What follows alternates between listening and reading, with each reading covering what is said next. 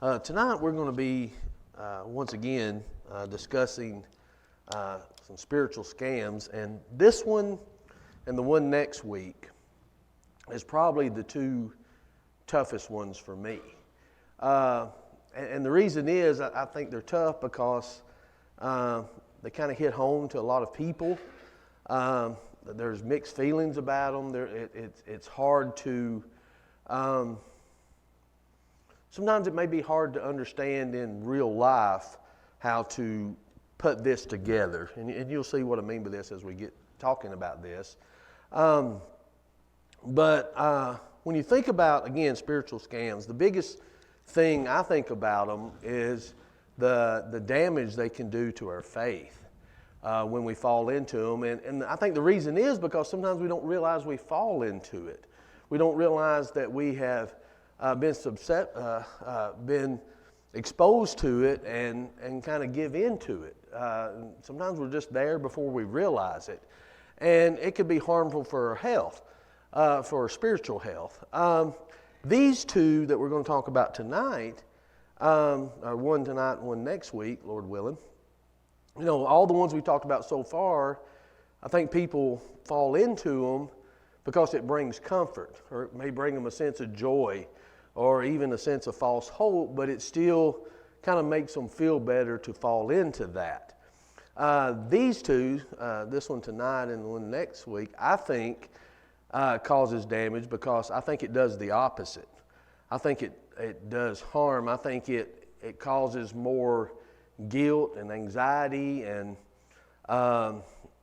just a lot of different emotions like that I think are unnecessary if we truly stay with the biblical, scriptural pattern in which God sets. And I think you'll understand this a little more as we go. But I want to start out by describing two sets of parents here. There's parents number one, or couple number one. They have three grown sons.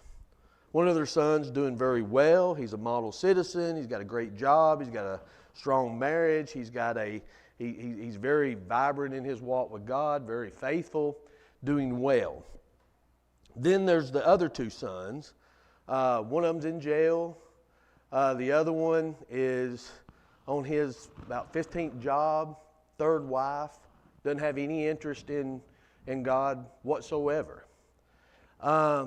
So to the parents, when of course they're proud of their one son, but their other two, they kind of bring them heartaches, bring them headaches, and with that, there's a lot of guilt associated with that. They find themselves thinking, "I've done something wrong. Maybe our home wasn't what we thought it was. We thought we had a good Christian home. We thought we were good Christian parents. And it seems like it didn't turn out that way."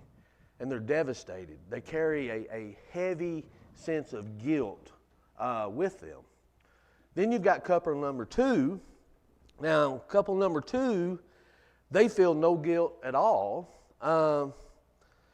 with their situation and their child. Actually, they're quite upbeat and confident that their child, their daughter, will come back to God.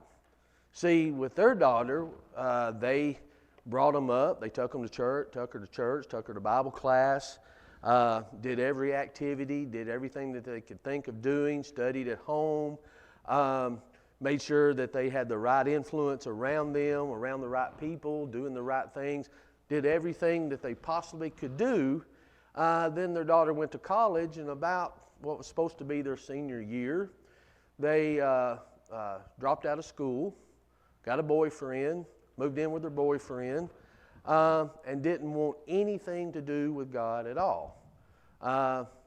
And the parents, they're disappointed, but they don't feel any guilt.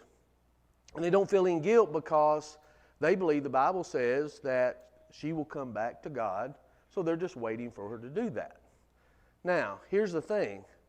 Both of these sets of parents believe the same spiritual scam, but it's affecting them different ways.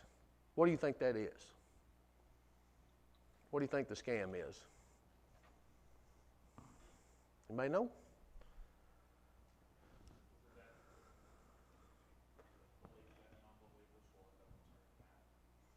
No. That's it. Godly parents produce godly children. Now think about that. Is that a spiritual scam to believe that? It's even hard to say. That's what we think should happen. And like I said, both of these parents, one of them believes it so strongly that they're filled with so much guilt they can hardly function because they want to know where they went wrong. How did it end up this way? The others don't have any guilt because they believe God promises she'll come back. So they're just holding on hope. Now, that's a good thing to an extent. I think in the short term, the parents number 2 probably feel a little better about it. But in the long run, both of them are going to be devastated, I believe. Possibly. And the reason is they have fallen into the scam of godly parents produce and guaranteed godly children. And it even goes a little farther than that God promises that. I think that's the devastating part. That's the big dangerous part, is that they say that God promises that. And where they get that is a misconception of a verse. There's always a verse. There's always a scripture that individuals go to prove this. And this particular verse is Proverbs 22 and verse 6. Train up a child in the way he should go, and when he is old, he will not depart from it. Now, most people seem to think that this verse promises that a child raised correctly will come back to the Lord eventually. But that's not what it promises, is it? Is that what this verse says? Or even, it's not even what it says. It's not that they misinterpret it, but it doesn't say this at all. First of all, Proverbs 22 and 6 is not a promise of God. Because think about it. Does God ever go back on His promises? Does He? Has there ever been a situation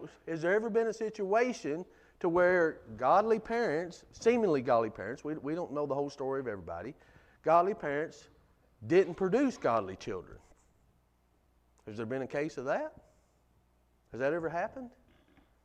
So, if they say that this is a promise from God, that if you train up a child in the ways that it should go, how they're interpreting that, if you train up a child right, when they're old, they will not depart from it.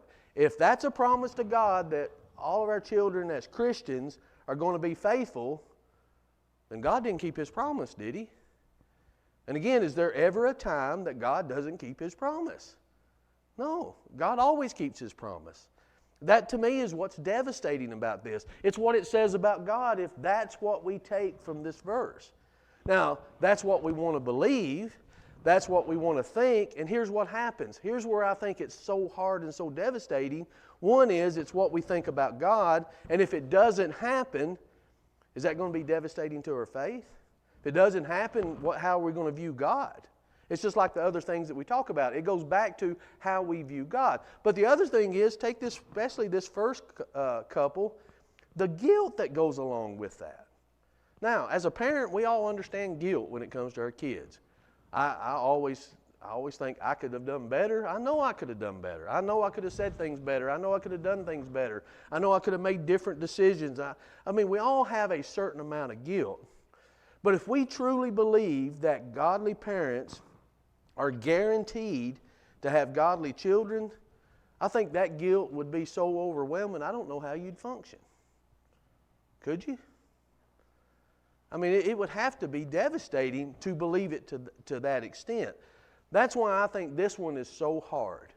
One, it's hard for me to kind of put into words and kind of get a lesson out of it because it's pretty emotional and pretty touchy. Because all of us as Christians, if we have children, this is on our minds constantly, isn't it? I tell you, just for a few hours on both of my daughter's wedding nights, I was like a sense of relief. Okay, we made it this far without maybe any devastating thing. Now it's up Titus and Ben. If something goes wrong, it's on them.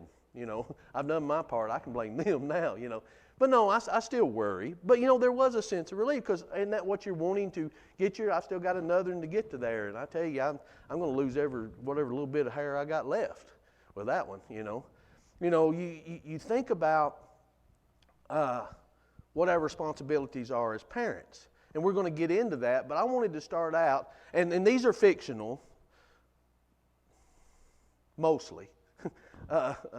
Couples that I'm talking about here, but we can all relate to it. That's the thing. You've got two different outcomes of how somebody emotionally feels about it, but both of them are still devastating when you think about it.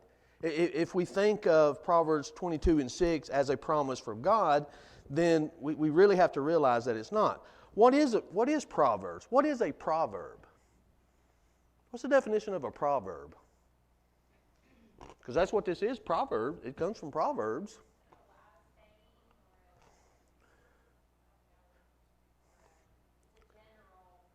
Yeah, it's a general statement. It's how things should generally be. But think about the things that are in Proverbs.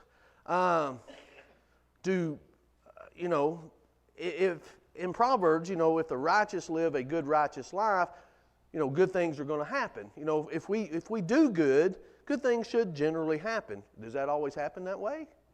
No. When you start thinking about, you can work hard and still not achieve what you think you should achieve, but a lazy person could strike it rich in a moment. Just because something is a proverb doesn't mean that that's exactly the way it's going to be. It can be something different than that. But it can go back to how we interpret what this verse is.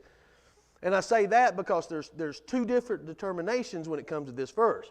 One of them is, it's talking about you train a child in their particular character, their personality. You train them in that way they should go. They won't depart from that. I think it kind of goes back to, don't treat your children the same. You raise them based on who they are as an individual, and they won't depart from it. It could be. The other way of looking at that is, you train them in righteousness, you train them the right way as a Christian, they won't ever depart from that. And that can be a good proverb too. Both of them can be good ideas, but I think in this case it doesn't really matter. Because the fact is, God is not promising that children are always going to be faithful when they grow up. Now, the other token to this is, just because you're a godly parent doesn't mean they're going to be godly children, or just because they're ungodly parents doesn't mean their children aren't going to grow up to be godly. I've seen some individuals whose parents, the only time they ever mentioned God was with a cuss word. They grew up to be good, faithful people. So, you got to look at it on the whole. You've got to look at it as the individual and the child, but you really have to look at it as not blaming God when that happens, when it doesn't happen like we interpret a particular verse that we think it should happen. Because again, I think that could be devastating. Again, couple number one has shame and guilt, and they're so ungrounded. Their prodigal sons their prodigal sons are no more proof that they were bad parents than Job going through his suffering was any more proof that Job had some hidden sin somewhere. We can't look that as a judgment and say, okay, here's what happened. That this is the reason that this took place. Now, we could go a lot of different ways with this. Just because someone thinks they were a godly parent doesn't make them a godly parent if they didn't do things that God said to do. Just dragging a child to church doesn't make you a godly parent. Some think that as long as you do that, that's all you have to do. No, it has to be the whole package, but that still doesn't guarantee anything. When it comes down to, children, when it comes down to how we can, I think I would preach this different now than I would had 25 years ago, because I've got some grown kids now. I didn't have grown kids then. It would start out as how to raise godly children, or maybe 10 facts of how raising godly children, and I think it would come down to now 3 suggestions of surviving parenthood is what I think it would come down to now. I think as we go through this process, we realize how difficult and how awesome the responsibility is to be a parent. But what we do have to realize as a parent also is, where does our responsibility for their actions stop? And sometimes it's hard to do that, because it's hard not to take things personally as a parent when your child is doing something, because we love to put our chest out when even our grown children are doing something good, don't we? I did that. Look what I did. I did that. Then when they get into some devastating situations, we're like, oh man, look at that. I did that. That's my fault that I did that. So it can be devastating to us. So we have to look and see exactly, let's just take this verse, exactly what it's talking about. Let's look at the first part of it. It starts out with the phrase, train up a child in the way that they should go. At first glance, this seems to be pretty straightforward. But I think, again, there's a lot of reputable Bible scholars that have trouble with that. Is it talking about training them in righteousness? Is it talking about training them in personality, how their personality is? I think I'd lean more toward that, because children are different, and I think we could do a lot of harm as a parent if we try to treat our children the same. I've actually heard parents say that. Well, I treat my kids exactly the same. I don't know how you could do that. Now, the rules need to be the same, but how you treat them has to be different, because they're different people, different disciplines, different rewards, different things. It's amazing to me. I've got 3 kids. I've got 5 grandkids. That is all still we've got so far, isn't it? 5? Okay. 5 grandkids. Hard to keep up. But all three of the kids, all 5 grandkids, are totally different. Totally different. It's like they're nothing alike. And I'm like, how can you be that close of siblings and be so different? Your personalities are so different. But that's what makes it wonderful, doesn't it? So you look at them, you treat them different based on who they are, and your training should be based on that. So as we go through this and think about this verse, either way we look at it, we've got to know that it's talking about it is our responsibility to train our children. And I think that's far enough. I don't think we need to read any more into it than that. That training guarantees something. Now, it says here they won't depart from it. What is it that they're not going to depart from? Some people think that means that they'll come back to it. It won't ever leave them. They'll come back to it. This doesn't say anything about a rebellion child, does it? Is there anything in that verse that talks about a rebellion child? I don't see anything that talks about a rebellion child. It just says how you train them is going to stay with them. It's not going to depart from them. That could go a lot of different ways. That could be good or bad, couldn't it? It's going to be there. So as we look at this verse, we've got to realize that it's not a promise that the prodigal raised in a Christian home will eventually return to God. Now, we may say, well, what about the parable of the prodigal son? Well, I would say 2 things to that. One, if all we look at is the prodigal son, I think we miss Jesus' lesson anyway. It was far more than just the prodigal son that left. But what was the key thing with that prodigal son? He came to himself. There's some kids that don't come to themselves. I bet my mama thought, is this boy ever going to come to himself? Is this boy ever going to quit making stupid decisions? Is he ever going to quit being an idiot? I couldn't imagine, I look at that, I look at now and I find words coming out of my mouth that I heard from parents that I thought I'd never say, you know. I'm like, how dare you make me say that? You know, I hated it when I was a kid, but I needed to hear it. One thing I think of training too, a little bit different than just the word raising a child, is training indicates a positive action or the teaching of what to do versus just stopping other action. Well, raising might be more of an environmental condition. Here's what we're doing. We're just going to get you grown. We're going to get you old, right? I just started raising quail, right? I don't train quail. I raise quail. I give them food. I give them environment. And I stop bad things from happening. That's the child I do with raising. But training a child takes a step further, and you're teaching them not what to not do, right? Negative, but what to do, right? This is how we're gonna act. This is how we're gonna do it. So that there's a little, yeah. So I'm thinking Yeah. that word train. There's a lot more to it than what sometimes the world just thinks. Yeah. When they think, oh, training a child. There's a lot more to that. This verse here than just a simple, right? Raising up or offering. Exactly. And we can jump to the end here. It really boils down to I'm responsible for how I train my children to make choices. When they grow up, I'm not responsible for their choices. And I think that's really what it boils down to. And because when I stand before God, that's what I'm going to be held accountable for, being a father. What did I do? What choices did I make? How did I teach them to make that choice? Let me ask you this. Does any Christian today know the right thing to do, been taught the right thing to do, still make the wrong choice? Yeah.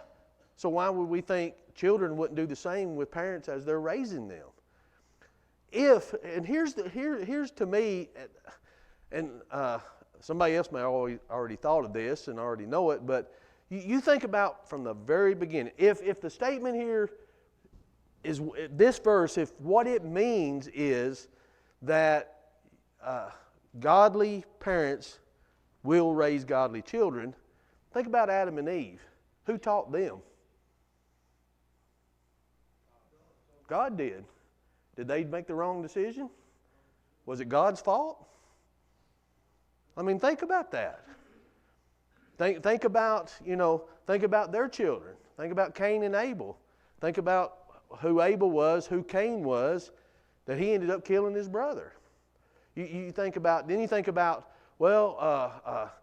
could go down the line, but to me, if we even go back to the beginning, if that's true, then God messed up, didn't he?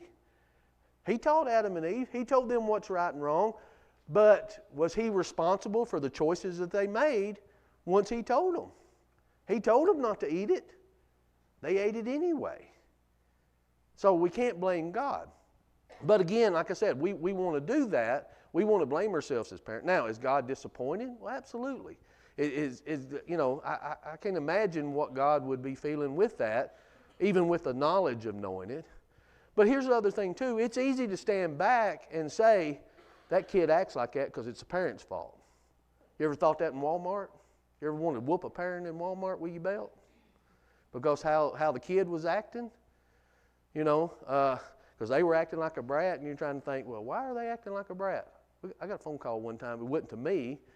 It was to somebody else in my household. They said, did you call my kid a brat? No. I said, they were acting like a brat. There's a difference. And they were acting like a brat. It's been a long time with a school thing. But think about that. I was with someone one time at Roy's getting a haircut. That's how long ago that's been. This little kid was walking in there, just kicking everybody, kicking their shins, kicking their, everything. And the gentleman I was with, if you know this gentleman, he's not alive now. If you know this gentleman, you know why he said this. He said, I've got a belt here we can use. She said, I don't believe in spanking my children. He said, I wasn't going to spank the child. He was blaming the mom for how it was acting. He said, I'm disappointed in choices you're making. It was that kind of thing. But here's the thing. It's easy to judge a parent in Walmart when their child is being disruptive and they're trying to get them under control. And it's easy to bring the parent, well, I'd do this but I don't know, that child may have some problems that the parent just can't control. They may have some form of autism. They may have some kind of mental thing to where they're just outburst all the. I mean, they may. I don't know that. I'm making a judgment, standing in Walmart line, thinking, I just want to walk through the line. I don't want to hear this kid screaming. But I don't know the whole story. It's easy for me to look at the parent and say, it's your fault, isn't it? But we don't know. We don't know the whole story of what's going on. It could be, but we don't know that. With couple one, they may not have been the perfect Christian parents, and that may have a lot of effect of why two of their kids did that. I don't, we don't know for sure, but what we have to realize is I can't get to the point to where I blame the parent for everything, or I blame myself as a parent for everything because my child didn't turn out like I thought God promised me that they would. You see what I'm getting at? Now, it's not taking away for our responsibility as a parent. I have an awesome responsibility as a parent. Matter of fact, I've got Deuteronomy up there. I think John used this Sunday. And these words which I command you today shall be in your heart. You shall teach them diligently to your children. Shall talk of them when you sit in your house, when we walk by the way, when you lie down, when you rise up. You shall bind them as a sign on your hand. They shall be frontlets between your eyes. You shall write them on the doorpost of your house and on your gates. We've got a responsibility. Now, our lives are filled with everything. I mean, everything imaginable is going on. I mean, we're driving over here, we're going over here, we're going over here. I still remember, I don't even know how long ago it's been now, we did a class on raising godly children over in the other building. And we had to put a list on what we did all day long from the time we got up till the time we went to bed. And I tell you, I still got my list. And I still think about that because you look at all the things we're filled with, and then what we had to do is look at that list and say, where do we have time to truly train our children in biblical things? It may be in the car on the way to ball. It may be, at home at night when everything else is settled down. It may be early in the morning on the way to school. We can still do things, but still teach our children. It doesn't mean we quit doing everything and we have to sit at home and always have the Bible open and never leave the house. There's all kinds of ways to teach our children, and I think what this is telling us is everything you're doing, you're teaching your child. Everything you're doing is teaching them spiritual things.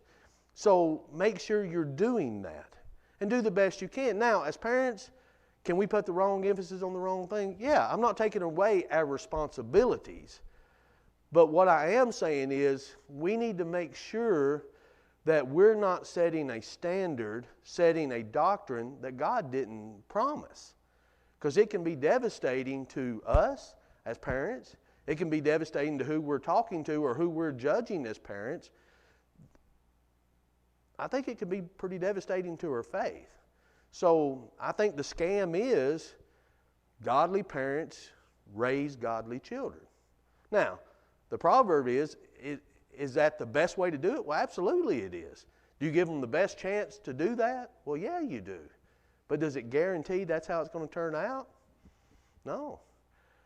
For as many instances as I could give for they turned out well, I can give some instances where it didn't. Bill, do you have something? Excuse me. Parents do all the right things, but they don't realize they're doing the right thing. Yeah. And the reason for that is they themselves have gone to church, as we say, all their life, and it's just part of it. They don't know they're doing the right thing sometimes. Yeah. In training their kids. But if you talk church to children all the time, some of it's going to rub off and be good. Mm-hmm. Sometimes you can do too much Yeah. and oversell, in other words, some things. But I think the habits our parents get into, that rubs off on the children. And the children are going to do the same thing the parents did. Mm-hmm.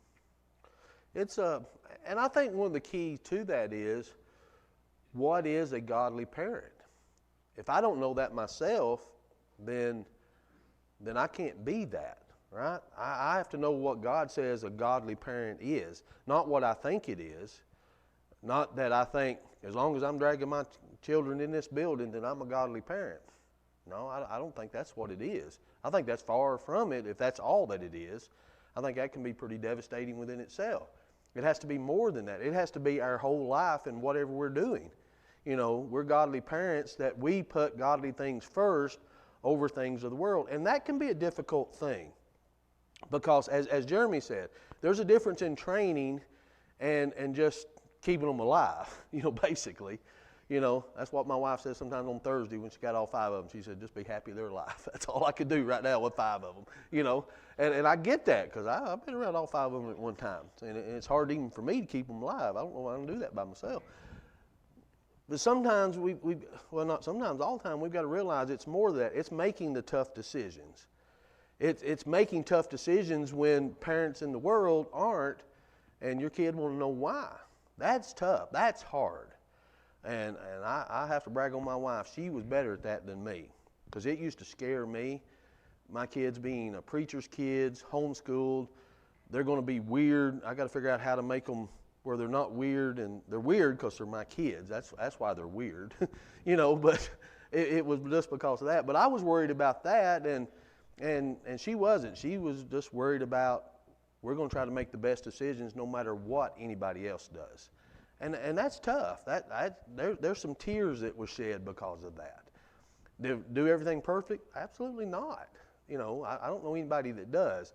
But we have to realize we're parents, not just best friends and coexist with them. You know, they got friends. They need parents, you know.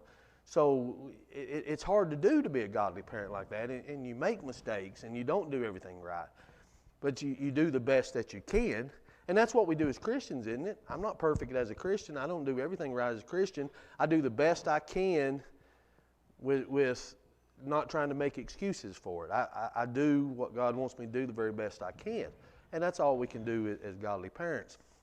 But it doesn't guarantee God, we've got the Bible, we've got all the instruction that we need, but that don't mean we're always going to make the right choices. Do we blame God for that? Do I stand before God on the Day of Judgment and say, God, it's your fault. I'm not going to make it in. You didn't do enough for me. You didn't teach me enough. All Scripture is given by inspiration of God. It's profitable for doctrine, for reproof, for correction, for instruction in righteousness, that the man of God may be complete, thoroughly equipped to every good work. What else could He give us? He gave us everything that we need to make us complete. So I can't blame Him for it because I didn't choose to follow all of it. So add this to godly parents, to godly children. You teach them what God has taught us through His Word. They have to make the choice whether they make the right choice. I don't know. I tell you parents may not like it, but I tell our teenagers in the class all the time, it can't be your parents' faith. Yeah, it's the faith, but you have to believe it. It has to come to where you're doing it because you know it's the right thing, not because just somebody told you it was. If it doesn't ever become your faith, do you really have it? So it's got to be the choice that you make. Exactly. It is. It's there. I've talked to people before, and I've invited them to church, and it's always interesting to me. They'll say, you know, my grandma and grandpa, they were faithful Christians. Well, good. Back to the question at hand. You want to come to church with me? Well, my parents, they were just faithful. They went up there to church all the time. Well, good. Back to the question at hand. What about you? You know, what about you? And that's what it boils down to, you know. It boils down to the choices that they make. I'm responsible for how I teach them to make those choices. They're responsible as they grow up and they make that choice. And God doesn't promise me that they're going to make the right choice or that they're going to come back from making the wrong choice. He gives me the tools to help them do that. I pray about it.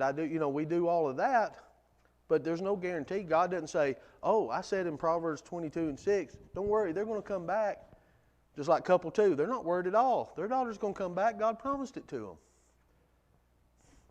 Is she or not? I don't know. Any thoughts about this?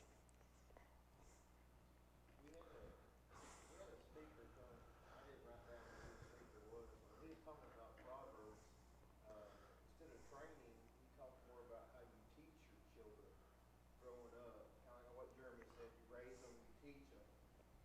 said, doesn't mean that everything you teach them, they're going to listen to you. And, Yeah. children have a listening issue. Some adults have listening issues as well. But it's whatever thing you teach them isn't going to stick. Kind of like how you talk, they got to have their own religion. They got to commit that final commitment that they're going to stick with it to the end of the race. Yeah. I think back of, just try not to think of them too much, but all the dumb decisions I've made throughout my life. When I made the wrong decision, I can't think of a time when I made it that I didn't know it was wrong when I made it. I knew what the right thing to do was. I just chose, even as a kid, well, that's wrong to do, but to me, that's worth a whooping. That was my saying, that's worth a whooping. I'll do it anyway. And I got the whooping, and sometimes it wasn't worth the whooping, but I thought it was. I've seen a study somewhere. This was back in Foundation for Public Speaking class I had in college. We only retain about 20% of what we hear in a speech. So making sure that 20% is actually the important stuff that's going to get us to heaven. Yeah. Did I put Ephesians up there? Notice what Paul says. And you fathers, do not provoke your children to wrath, but bring them up in the training and admonition of the Lord. That's our goal. That's what we strive for as parents. Our goal is to have godly children. We never need to lose sight of that goal. This may not be something you ever hear much from the pulpit, I guess, but I'm going to say it. I think sometimes we need to give ourselves a break as parents to, I did the best I could. It's their choice now. It's left up to encouragement and prayer. And that's a hard place to be in. I've talked to a lot of parents that are in that situation, and it's devastating. They're full of guilt. Guilt is the biggest thing. Some of it is, I think, they should have it, based on what they told me. Some of them I don't think they should. I think they did the very best that they could, and their child just chose not to follow it. That would be hard as a parent, but I think you have to. It comes a point where you have to separate. Okay, this is still my faith. This is what I believe. This is what I'm following, and I'm still going to stick to it. And hopefully, that influence will be there. Any other thoughts about this? You know yourself that you can do the best you can, and when they walk out that door for the last time, whether they're married or moving on in their lives, there's no guarantee. All you can do is pray. You've done your very best. And as you look back, you're going to know you could have done better. Mm-hmm. At the time, that's all you knew, so that's all you can do. Right. Yeah. So, yes, we do need to give ourselves a break. I'm not saying we don't need to hold ourselves accountable, but I do think you're right, we ride that way too hard. And that's why I said this is a hard one for me, because it's hard to say, okay, it's our responsibility. We've got to teach them. But we've also got to give ourselves a break. It's hard to say both of those things in the same sentence, but I believe that's what the Bible teaches.